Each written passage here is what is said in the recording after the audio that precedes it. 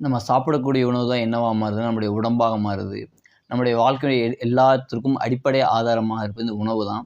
இந்த உணவு தான் நமக்கு பிரதானமா இருக்கு அப்படிங்கும்போது, நம்ம என்ன பண்றோம் அப்படின்னா, சாப்பிடும்போது இறை சிந்தனை இல்லாம சாப்பிடுறோம். சாப்பிடும்போது என்ன பண்றோம் அப்படின்னா, இந்த உணவு எவ்வளோ பேர் கஷ்டப்படுறாங்க. எனக்கு இறைவன் வந்து எவ்வளோ சுலபமான இந்த உணவு குடுத்துருக்கான். இவ்வளோ ருசியான உணவு குடுத்துருக்கான். எனக்கு பிடித்தமான உணவு குடுத்துருக்கான். இத சாப்பிடும்போது எனக்கு எச்சில் ஊறுது. நான் சாப்பிடுறேன். அந்த என்னன்னா வாயில ஜீரண நீர் சுரக்குது. இதெல்லாம் இறைவன் கொடுத்த மிகப்பெரிய அருட்கொடைகள். அதெல்லாம் நான் மறந்து என்ன பண்றேன் அப்படின்னா, அந்த நன்றி உணர்வு இல்லாம என்ன பண்றேன்னா, என்னோட அறிவால நான் சம்பாதிச்சேன். என்னோட திறமையால தான் நான் நல்லா செஞ்சேன். என்னுடைய என்னுடைய நிபுணத்துவத்தின் காரணமா என்ன பண்ணேன்னு சொன்னா, இந்த மாரிலாம் கிடைச்சிருக்குன்னு சொல்லி நம்ம என்ன பண்றோம்னா, வீணான முறையில ஏதேதோ எண்ணங்கள நெனச்சு நம்ம சாப்பிடும்போது என்ன ஆகும்னா, நம்ம இறைவனுக்கு நன்றி செலுத்தாத நபர்களா மாறிருவோம். பேசும்போது என்ன பண்ணுவாங்க அப்படின்னா, ஆ எதார்த்தமா சொல்லுவாங்க. பேச்சு வழக்குல என்ன சொல்லுவாங்கன்னா, இந்த உணவுக்கு வந்துட்டு நான் உழைச்சு நான் சம்பாரிச்சேன்னு சொல்லுவாங்க. நீங்க நினைங்க, உங்களுடைய வானங்கள்ல இருந்து மழை வரலன்னு சொன்னா, உங்களுடைய இது நீங்க போட்ட விளைச்சல் வளர்ந்துருமான்னு நீங்க நெனச்சு பாருங்க. இறைவன் நாடாம என்ன ஆகுதுன்னு சொன்னா, உங்களுடைய விளைச்சல் வந்துட்டு கண்டிப்பா வராதுங்க. உங்களால விதைகள் தான் போட முடியுமே தவிர, அந்த விதைகள்ல அந்த முளைப்பிக்கச் செய்வன் இறைவனா தான் இருக்கிறான்.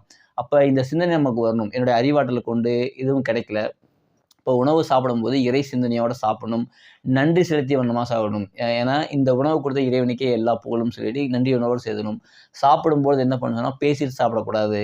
சாப்பிடும்போது கவனமெல்லாம் சாப்பாடுல தான் இருக்கணும். நெறைய பேர் என்ன சாப்பிடும்போது என்ன சொல்லுவாங்கன்னா, நல்லா மெண்டு சாப்பிடணும். நல்லா கூழ் மாரி இறைச்சு சாப்பிடணும். சுவைச்சு சாப்பிடணும். ரசிச்சு சாப்பிடணும். அவர் என்னன்னு சொன்னா, ரொம்ப இதா சாப்பிடணும்னு சொல்லுவாங்க. அப்படிலாம் ஒண்ணுமே நீங்க பண்ண வேண்டாம்.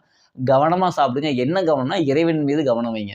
அந்த உணவு அந்த இறைவன் மேல உங்களுக்கு கவனம் இருந்துச்சுன்னு சொன்னா, அந்த இறை இறை நம்பிக்கை, இறை அச்சம், அந்த இறை உணர்வு, அந்த நன்றி உணர்வோட நீங்க இருந்தீங்கன்னு சொன்னா, கண்டிப்பா அந்த உங்களுக்கு கவனம் வந்துரும். எப்ப கவனம் வருதோ நீங்க சாப்பிடுறத கவனிப்பீங்க. இப்ப நீங்க ஒரு ஒரு சிக்கன் சாப்பிடுறீங்க அப்படின்னா, நீங்க கவனிச்சீங்கன்னா போதும், உடம்பு என்ன பண்ணா தன்னத்தானே அதுக்கு தகுந்த மாரி மெண்டுக்கும்.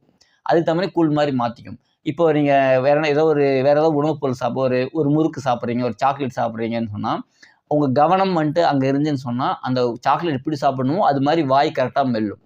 "நொறுங்க தின்றால் 100 வயது" அப்படின்னு சொல்ல நொறுங்க தின்றது அப்படிங்கிறது என்னன்னு சொன்னா, நம்ம வந்துட்டு நொறுக்கி திங்கன்னு நினைக்கிறோம். அப்படி கிடையாது. நம்முடைய வேலை என்னன்னு சொன்னா, கவனமா சாப்பிடுறது தான். அது பண்ணாவே உடம்பு எல்லாமே செஞ்சுக்கும். அப்ப என்ன சொல்றேன் அப்படின்னு சொன்னா, அந்த கவனம் வேணும் அப்படின்னு சொன்னா, நமக்கு இறை நம்பிக்கை வேண்டும். இறை நம்பிக்கை எப்பொழுது ஒரு மனிதனுக்கு குறையுதோ என்ன ஆகும்னு சொன்னா, இறைவனுக்கு நன்றி செலுத்தக்கூடிய நபரா மாற மாட்டான். இறைவன் நமக்கு என்னென்ன அருட்கொடை குடுத்தானோ, அதெல்லாம் நிராகரிக்கும் நபரா மாறிருவான். அப்ப நான் சாப்பிடும்போது 2 விஷயங்கள். ஒண்ணு என்னன்னா, இறைவன் இறைவன் இறை சிந்தனையோட சாப்பிடணும். இயற்கையோட இயற்கையோட அந்த அற்புதத்தோட சாப்பிடணும். அதேபோல என்னன்னு சொன்னா, அந்த கிடைச்சதுக்கு நன்றி உணர்வோட இருக்கணும். இப்படி இருந்துன்னு சொன்னா என்னன்னு சொன்னா, நம்முடைய உடல் ஆரோக்கியமா மாறும். நமக்கிட்ட எல்லா நோய்களும் சரியாகும். நன்றி.